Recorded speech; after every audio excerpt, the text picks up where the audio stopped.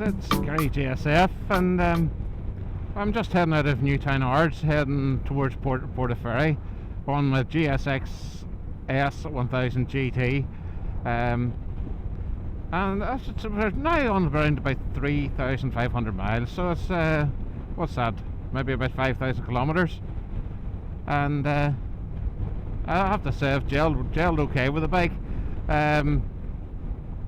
Let's see, where do we start? Just the heart of the thing, the engine. The engine's an absolute peach, and as you can see, I'm sitting here in 6th gear, 36 miles per hour, and it pulls like a train from it. Now, when you get up the rev range, it goes, lots and lots more power, and there's 150 horsepower, which is enough for anyone.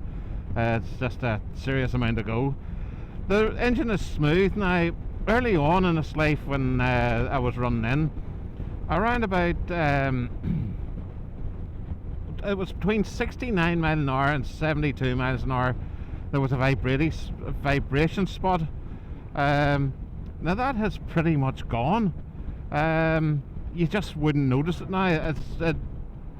I think if you really concentrate, you might find it a slight more vibes, but through the whole rev range now, that's supremely smooth. So that is pretty much gone. The gearbox is that's probably one of the nicest gearboxes I've ever ridden, and the quick shifter is good. Now it can be a wee bit jerky on the upshifts unless you're really on it. On lower revs it's can be a wee bit jerky, but I think that's a lot of quick shifters like that. But going down through the box is pure wizardry. It's just absolutely so smooth. The chassis and handling, I got the bike, and on the base settings, I've actually left it at that, because I would ride it more like touring. I would I prefer it soft. I'm not sporting on so much now, but so I haven't actually touched it from base, and it's lovely and smooth. Absorbs the bumps, never bottoms out, so it's not too far away from what we need. And as I say, I'm a heavy guy, it's been great that way. And handling wise, it goes where you want it to go. Not too much dive when you're braking, and it seems to grip. But traction control, I can't turn right and tell you anything about the traction control because I've never had it cutting in. So I think I have one. Yes, I have once, and it just dealt with a bit of wheel spin. That great, and that was on setting 3 of 5. So it's not particularly intrusive. The power mode, now there is a power mode for, there's A, B and C. C is like a rain mode, cuts a lot of the power, and it really is quite dull. The A is really snatchy. Now on all 3 modes you can access the full horsepower, but the A is just too snatchy. It's like a race mode. It's not particularly smooth. So I keep it on B, and you can access all the power, the full 150 horsepower, but it's nice and smooth. One of the things that people complain about is the brakes, and I totally disagree by what's being talked about. They say there's no feel at the start, but I find it when you're in town, and let's be honest, if you're touring, you do go through towns quite often, and it's not snatchy or grabby, so I find it okay. And when you do grab the brake, you have a really progressive front brake. Back brake seems okay. It's just single pot Nissan caliber in the back, but I say only used for steadying and balancing the bike. Most of the braking is done with the front discs, and I have to say, to me it is a plus point that where it's not too grabby at the start. So that definitely is a plus point to me. I think that that lot of these sports bikes are too grabby for in round town, and with this being a sports tour, I think it just suits the touring part of it perfectly. And I say it works well when you grab it, when you really do grab the brake. Handling corner, and it's good. The tyres that come on it, the standard tyres, the Dunlop Road Smarts, OEM type Road Smarts, aren't great. Not bad, but not. I had better tyres where they give a bit more feedback and feel. One of the other things that people have complained about in the road test, and they must be flogging the thing to the death, is the fuel consumption. If you can see there, even with a bit of motorway and a wee bit of speed, I'm showing 49 miles to the gallon, and it will get up 55, 56 miles to the gallon if you're on a gentle cruise. But say generally I'm getting over 50, around about 50, 51 to the gallon, and I really will not complain about that. The dash, at the moment I'm running a sat nav there, as you can see. If you can see that, I'm running a sat nav with a Suzuki sat nav. That's part of the MySpin, Suzuki MySpin, and you pay a subscription to it, and I think it's worth it, to have that, because when I'm on a bike, I'll go to all sorts of different places, and I think it was about 15 quid a year. So I definitely would recommend paying a subscription for it.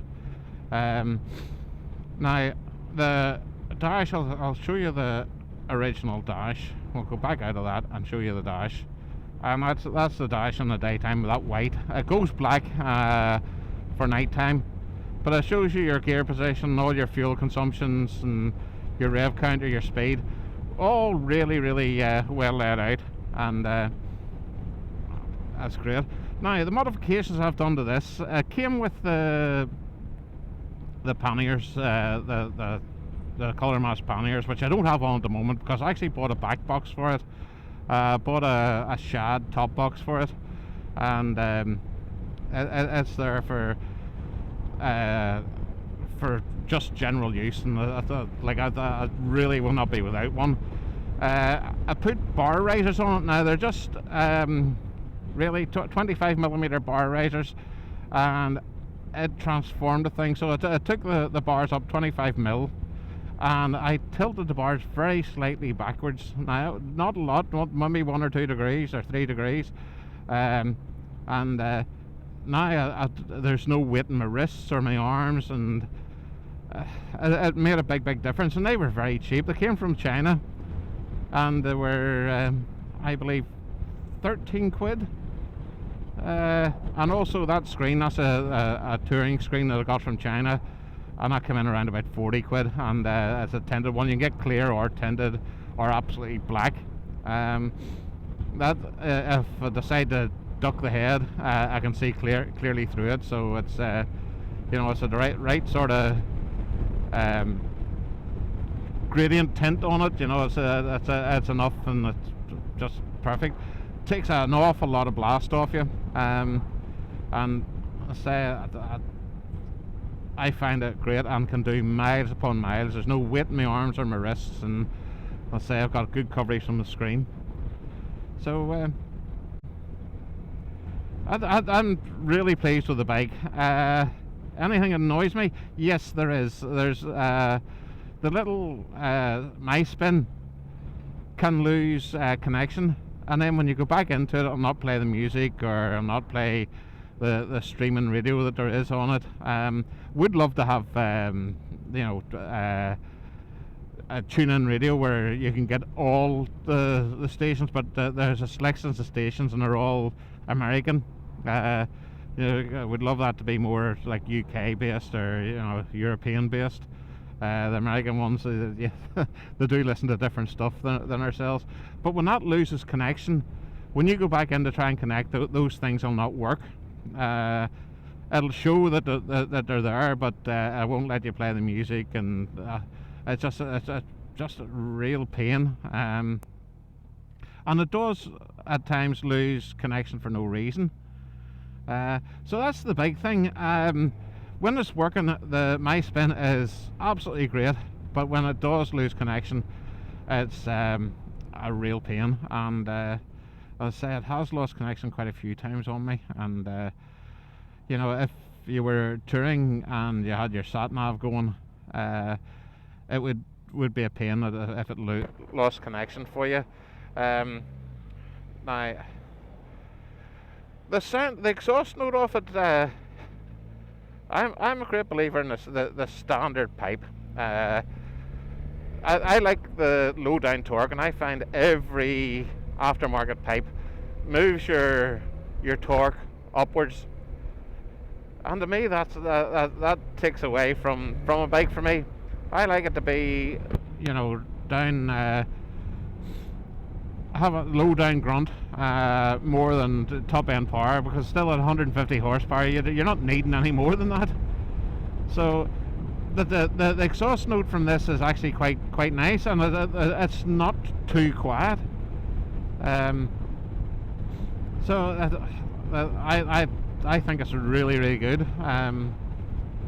A really nice note. If I find myself in the tunnel and hear the bike come through, it is quite a deep note, but not too loud, you know. So I'll still be keeping the standard pipe on it, and I'd say I do prefer the low down grunt that comes with the torque.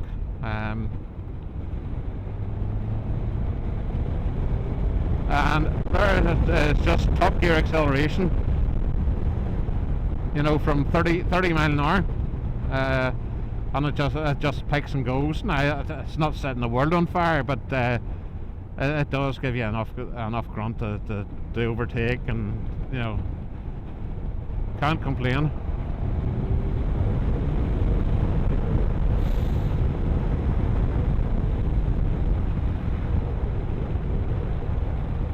So all in all, I've gelled well with this bike. I would hope there'd be updates to my spin that gives it more stability, because that's the only thing that I've found is a real downside for this bike. Would love to be able to put a center stand on it, but with the exhaust and all these catalytic converters for Euro 5 emissions, it really isn't feasible to put a top box on, or sorry, a center stand on it. But a center stand would be very nice, although I have my paddock stands and all for doing that, and the bobbins, but for any adjustments or lubing chains and that.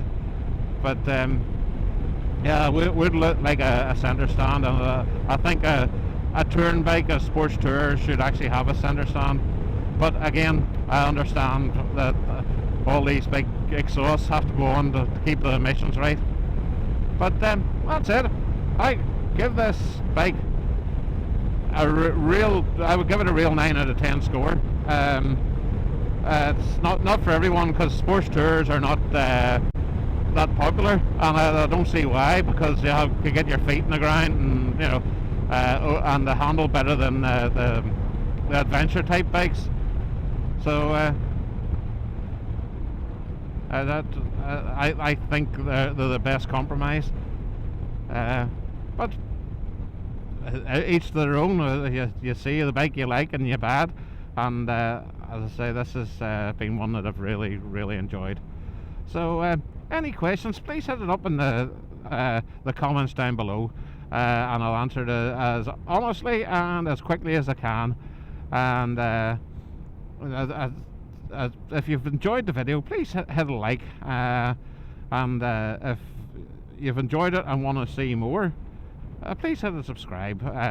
It's free, and you can even hit the bell notification where you get notifications when I upload new videos. But most of all, thanks for watching this one, and this is Gary GSF signing off. Bye for now.